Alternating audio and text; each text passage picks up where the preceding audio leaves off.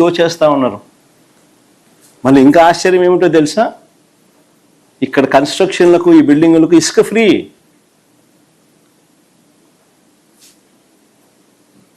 మళ్ళీ ఇసుక ఫ్రీ.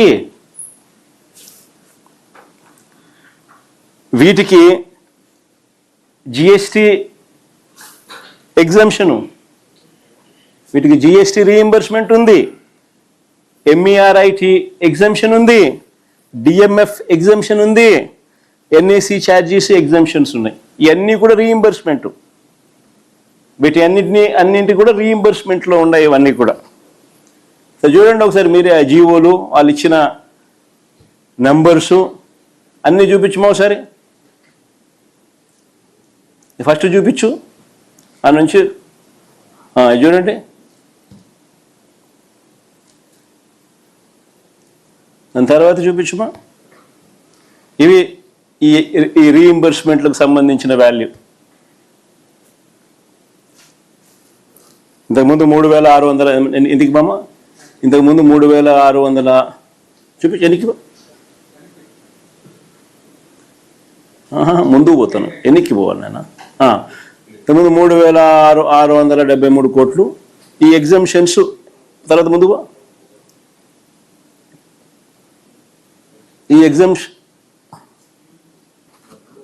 మధ్యలో ఇంత ముందు చూపించడం కదా నాన్న, అది చూపించు.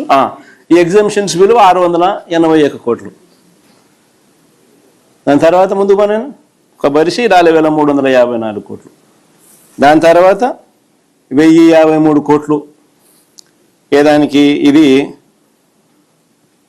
ఆ బిల్డింగులకు లోనే డ్రైనేజు, నీళ్లు, ఇతర ఇన్ఫ్రా కోసం.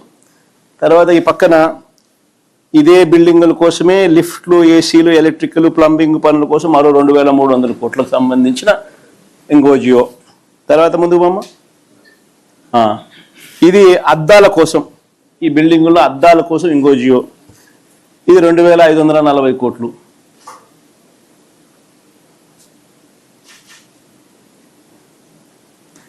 ఈ మాదిరిగా లూటీ జరుగుతూ ఉంది. నిజంగా బెంగళూరు, హైదరాబాదు, చెన్నై లాంటి మహానగరాల్లో కూడా 5 స్టార్ సదుపాయాలతో కలిపి,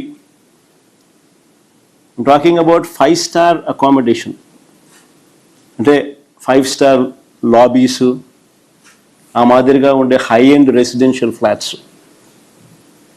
4500 కాస్ట్ ఆఫ్ కన్స్ట్రక్షన్ 4500 దాటదు.